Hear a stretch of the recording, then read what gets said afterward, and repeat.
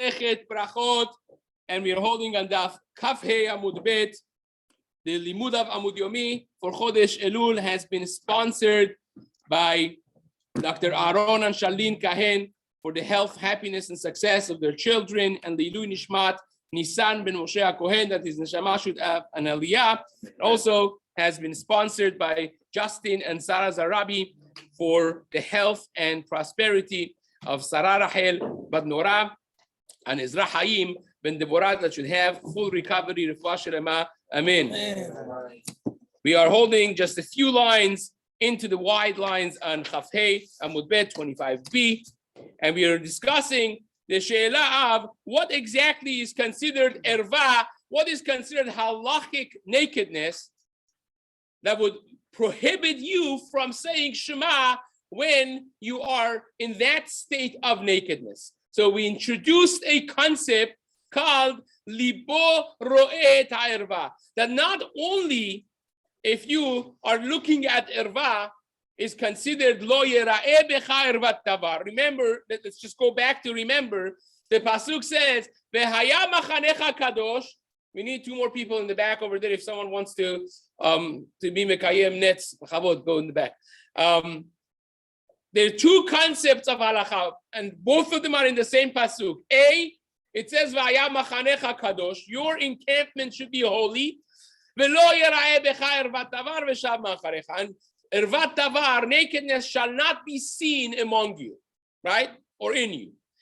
The Gemara is going to learn two distinct, separate halachot from this one pasuk. Each one of them is very significant. A, v'haya machanecha kadosh, that you cannot be in a state of dirtiness, not just your body, but even in your immediate surrounding encampment, which is a 4 amot radius around you, cannot be, not tahor, not kadosh. If you have so'ah, excrement sitting right in front of you, that's not considered that your encampment is kadosh. It's not special. Kadosh means specific, special. We translate it holy. It has to be holy, it has to be clean. That's A. B, v'lo yera'eh becha ervat tavar. Nakedness shall not be seen in you.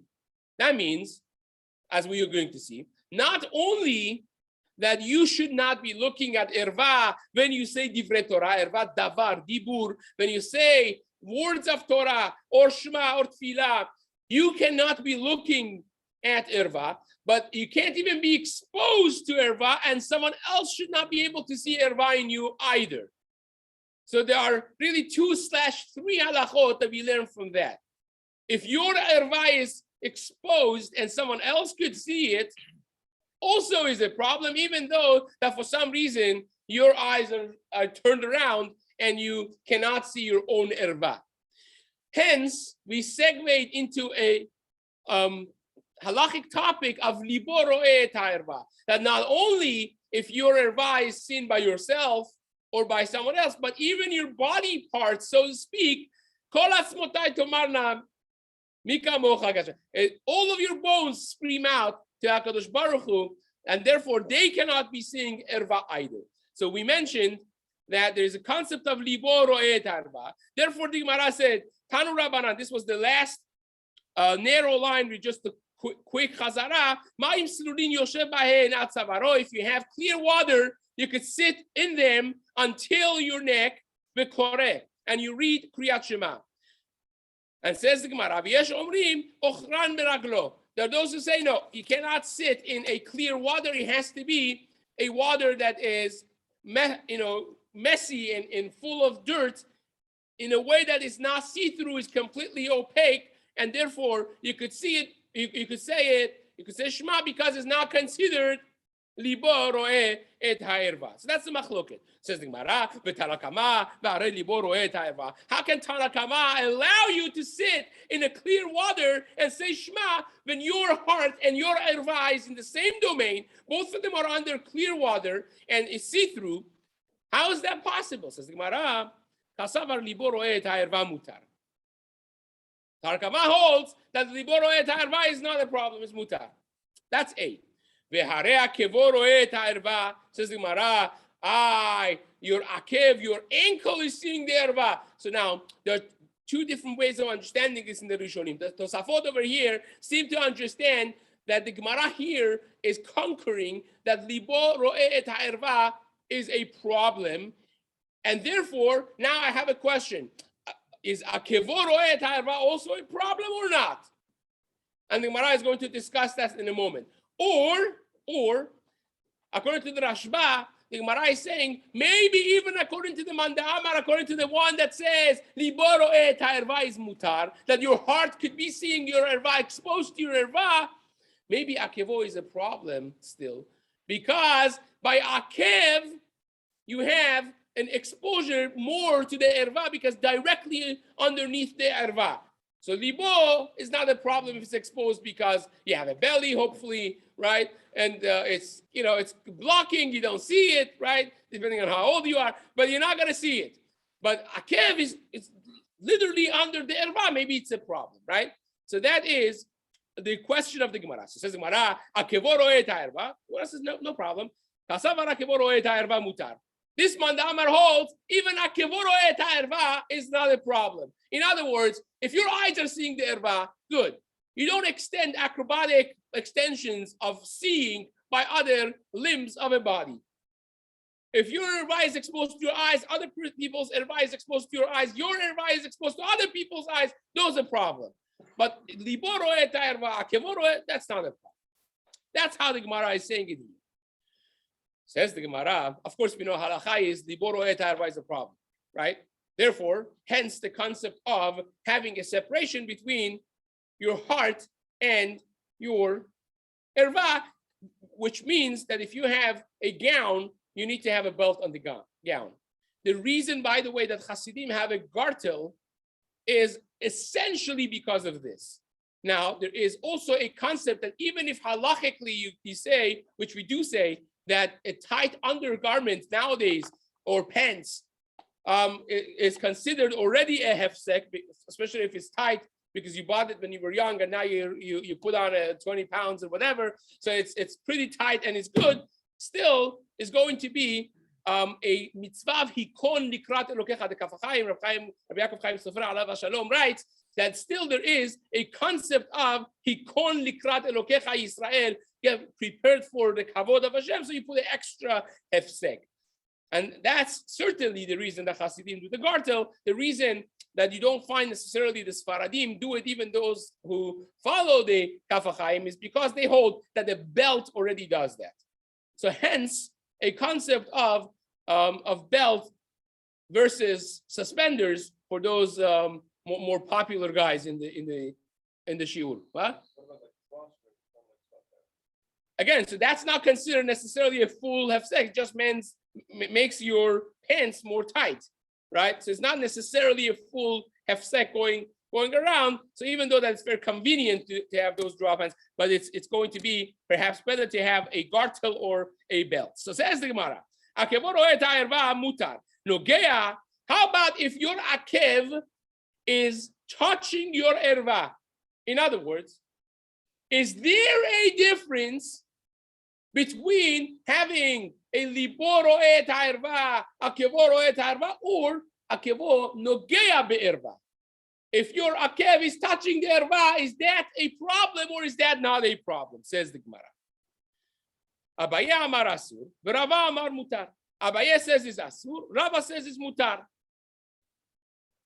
Rav Zvid matni, Rav Zvid has the braita in a different way.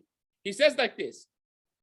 Matna lahashmata hachi. Rav chinena brecht Rav Ika matni lahachi. This is what Abaye's version was. Rav chinena brecht Rav Ika's version of braita is like this. Nogea divrei hakol asur. If your body, if your akev is touching your erva, according to everybody is asur. Nobody says that that's mutar. Ro'eh Abaya amar asur, Rava amar mutar. Now, ro'eh, if your akev is exposed to your erva, but not touching, that is machloket Abaye and Rava. And we all know, aside from 6 places in Shas, halacha is like Rava. So if you would want to guess before the Gemara actually is going to say it, what would be the halacha by Nogea? Asur. Because we just said, according to everyone, Nogea is Asur. And what would be the halacha by akevo ro'eh et ha'erva, that your akev is exposed to the erva, would be mutar. That's what the Gemara is going to conquer and say in just a moment. But it's important to see how the development of the halacha is in the Gemara. Says the Gemara, why is akevo ro'eh mutar, says Rava? I tell you, because lo nitna Torah lemalachei hasharet. Torah is not given to malachim. We are human beings. Al korchenu yesh nanu erva, says the Gemara, right? Elsewhere, against our will, we have erva. We're people who deal with nakedness. We have a body. We have an erva. So if you want to be mahmir like that, it's going to be almost impossible to operate. So therefore, says the Gemara, Rava says akevo ro'eh et ha'erva is mutar. Vehilcheta, says the Gemara, the halacha is nogea asur ro'eh mutar. As we said, if your body is touching the erva, your own erva, if your ankles are touching your erva, is asur t'seshma. But if it's exposed and, so to speak, could see it, then is mutar. Amar Rava. So'ah ba'ashashit mutar. How about if you have so'ah exposed to you through a glass, a see-through barrier? So in other words, you're sitting here, and 10 inches from you is a nice, big, fresh piece of so'ah. But there is a glass mechitza between you and the so'ah. Mutar or asur? Right? So that's, and how about erva? How about erva? If I have erva exposed, but it's next to me, but it's beyond the mechitza, or it's not next to me and beyond the mechitza. So this is going to be a discussion based on the fundamental yesod that we discussed in the beginning of shiur today, that there are two different elements we learn from the same pasuk. So let's go through this again before we see the Gemara, because it gives you understanding and you'll remember it for the rest of your life. The pasuk says, "V'haya machanecha kadosh." Your encampment, your domain has to be kadosh. Does it have to do with anything with hirhur? No. It has to be my domain is clean. Now, if I have a mechitza in between me and dirtiness, is that in my domain? No, it's a different domain. Mechitza makes a different domain. So does it matter that I see the excrement, the so'ah? No. Doesn't give me a bad hirhur to see that so'ah. If I don't smell it, and it doesn't give me hirhur, and it's not in my domain, be my guest. It could be 5 inches from me, 2 inches from me, and it's mutar.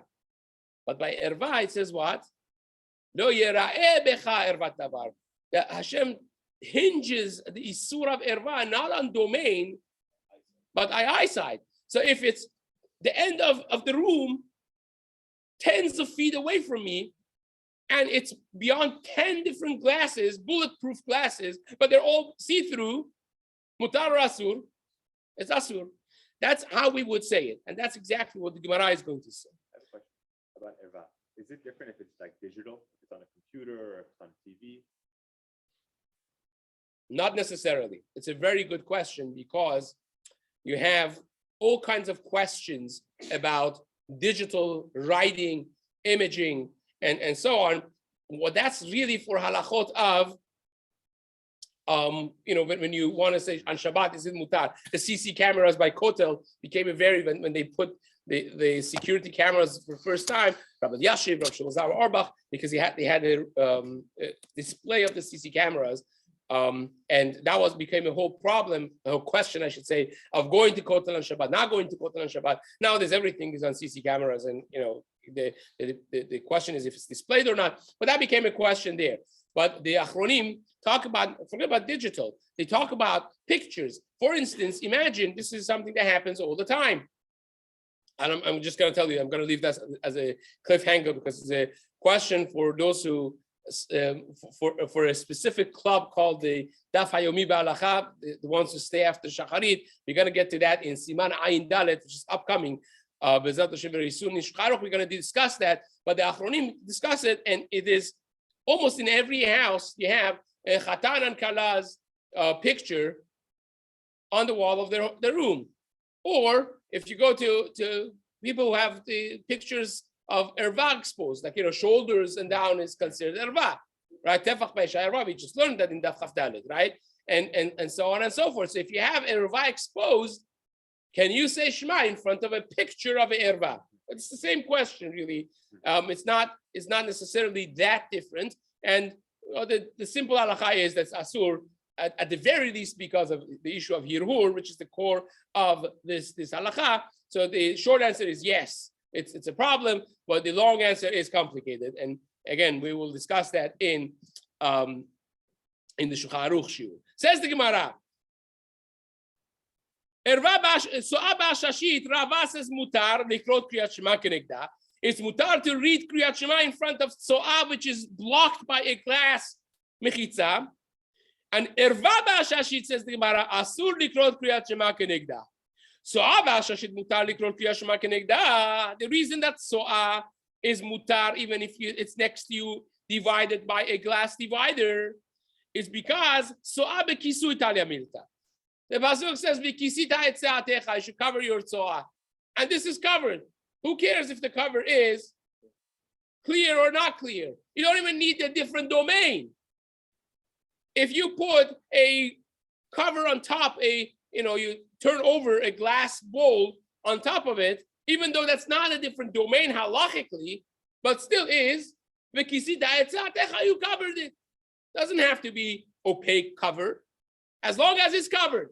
V'kisita etzeatecha, the pasuk says. And this is covered. Erva ba'ashashit, but erva ba'ashashit is asur because v'lo yira'eh becha erva tavar amar Rachmana. It says you should not see or be seen with erva tavar, with nakedness.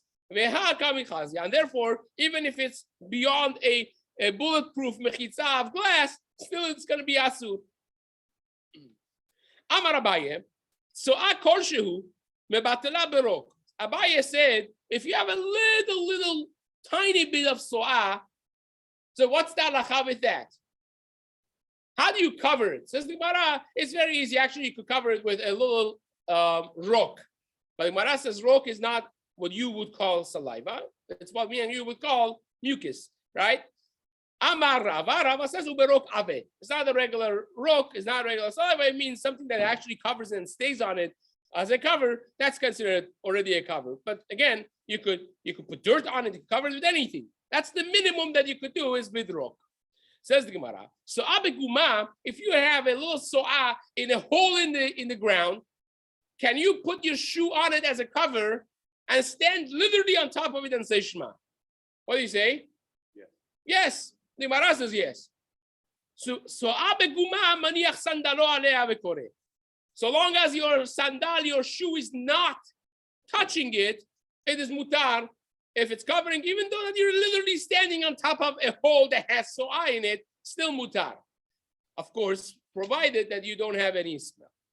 Says the Gemara, Ba Mar Berete Ravina, Mar the son of Ravina asked, So'at vukabe sandalomai. How about if your sandal is touching it? Or you walked on Chas v'shalom so'ah, it happens.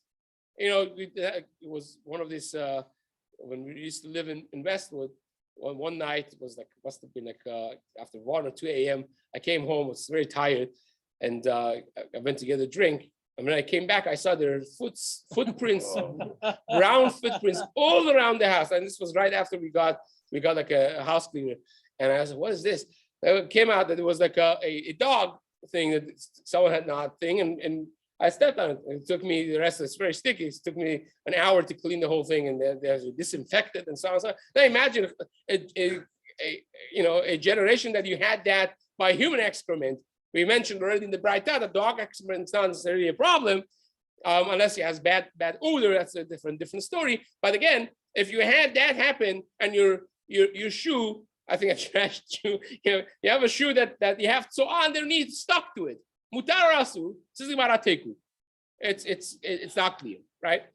The Gemara leaves it as a question. Says the Gemara, Amar Rav Yehuda, akum arum, asur likro kriyat shema kenegdo. If you have a goy, that the goy is arum, the goy is naked.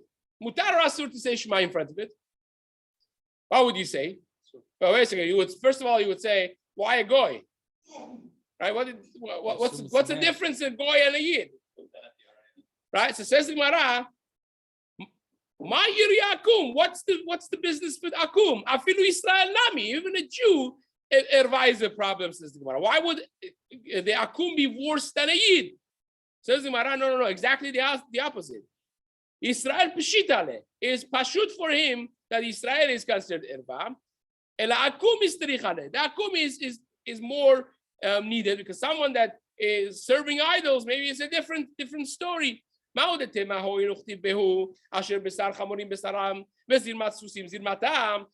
in Yechezkel says a comparison between the Egyptians and Besar Chamorim and Zirmat Susim. Just like the halacha says that if you're in a zoo, right? If you're in a zoo and you have to say Shema. Can you say Shema in front of the giraffe there with the, they have erva out? Yeah, it's mutar. It's erva. No, it's not erva. Erva has its halachic parameters. And erva of an animal is not considered an erva. You're going in the street and you have, the erva of dogs all exposed. Can you say divrei Torah in front of the erva of a dog? Yeah, you could. No problem with that. So the question of the Gemara is, you may have thought that erva that the Torah says, because the pasuk has a direct adjective, basically talking about the Jews going to milchama, you would have thought that maybe it's excluding everybody else from that pasuk. The Gemara says no, there's no exclusion. This is taluya on hirur, it's taluya on human erva, and it makes no difference between Jew and not Jew. Says the Gemara. They are also considered erva. How do I know? Because by one of the most famous goyim, it says erva. When Noach was drunk and the sons came to cover his nakedness, what does it say? And even though that Noach, it says ish tzaddik tamim haya bedorotav, still he was it's considered a goy. And yet the pasuk says erva bahim, so therefore you see that it's considered erva. 2 dots in the middle of the Gemara. Says the Gemara, you should not cover yourself in Ma'im hara'im. Ma'im hara'im is basically rotted water. When it stands stagnant and it rots at some point, right? So that's Ma'im hara'im, that smells bad and it's dirty. And Me'ah mishrei is when you soak flax and linen inside water, which actually gives it a very bad odor. It becomes pretty, disgusting. So therefore the Gemara says you cannot do it until you put water in them. Says the Gemara. You have an entire body of water which is stagnant and it smells bad, or you have Me'ah mishrei, enough that you're really doing tefillah in it. How much water can you put in it already that it takes away from the smell and the disgusting nature that it has? Says the Gemara. How much can you already put water in it? Says the Gemara. This is what the Gemara is saying. It's chasur mechser v'achikatani. You should not cover yourself when you want to say Shema in smelly, stagnant water and not in a water that you have soaked in it flax and linen. Klal, not at all, never. It's never going to be mutar. And when you have meraglaim, you have urine in front of you, then it's asur to say, if you have a bucket of urine in front of you, it's asur to say Shema until you put some water in it. Right? So how much water do you put? Tanu Rabbanan. Kama yatil letochan ma'im. Kolshu. How much water do you put in it? Kolshu, any amount. Says Rav Zakai Omer. Rav Zakai says, no, kolshu does not work. A little bit doesn't work. It has to be a minimum of revi'it. Now, what's the understanding behind this halakha? We spoke already that so'ah is a isur d'oraita, right? Saying in front of so'ah is but urine is a isur d'rabbanan unless you're standing in front of someone or yourself that's at the midst of urinating. That's already a different thing. Amud Yomi is a different thing. But once you have it in a kli or in front of you on the ground, it's not a isur d'oraita. It's not a biblical prohibition. It's only a rabbinic. And because it's rabbinic, there's more room for leniency. And Chazal said you put some water in it, it's considered nullified. Now this becomes a big machloket we pass in Revi'it, right? As we're going to see. And the Vilna Gaon disagrees with the Rambam. Rambam seems to understand that every urinating, you need a Revi'it. Because Chazal understood that Revi'it of water is enough to nullify one session of urinating, right? So says the Vilna Gaon, wait a second. So if you divided your one session to 2 times, and that's considered 2, like what doesn't make sense? So Vilna Gaon understands, and many others as well, that Revi'it is a shiur for even if you have a whole cup or a whole bucket, you could put one thing in it and it's good to go. So that becomes a machlok of the halacha, what it is, but the understanding of Chazal was, once you have a Revi'it of water mixed with it, it is mutar, right?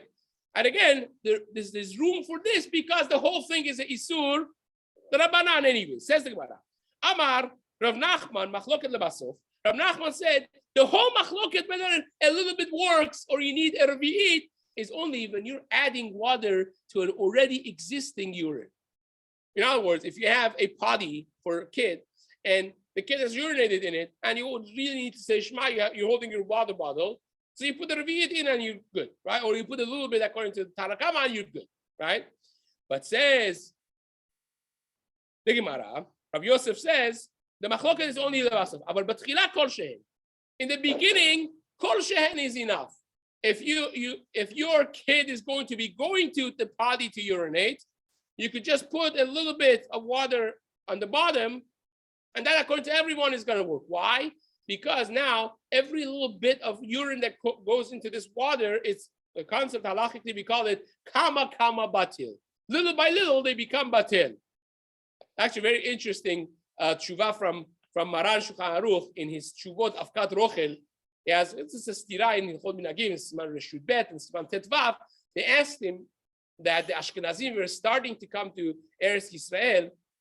Historically, this is very interesting to read this historically because now it's kind of like the other way around. The Ashkenazim think that they have the stronghold, but now it has changed really. Now, as of 5-6 years ago, already it's 50+% of the Talmidei Yeshiva are Sfaradim, so it's changing very rapidly. But back in the time of Maran, the dominant Kihila was Sfaradim.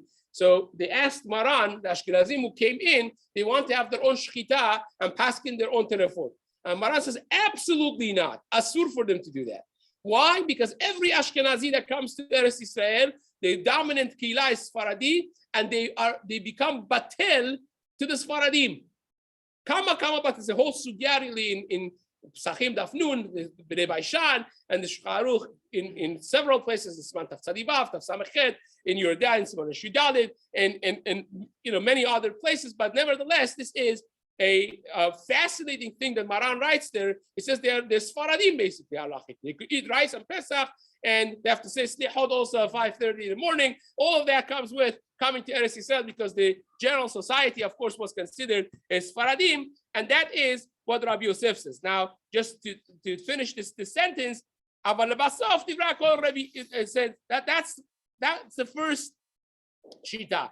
Rabbi Yosef Amar Machloket Lechatchila. Rabbi Yosef says no. The Machloket is in the beginning that Rab Zakai says you need a Revi'it, and others say Kol Shehu. But Lebasov, if you're adding to an already bucket of urine, then Divrei Kol Revi'it. Then according to everybody, you need a Revi'it of water to nullify the urine to be able to say Shema in front of it. Amale Rabbi Yosef the Sham'er. Rabbi Yosef himself told his Shamash when they had some urine there on the floor. He says, "Aitili Revi'it Adamaya Rab Zakai. Bring me a Revi'it of water to put on this."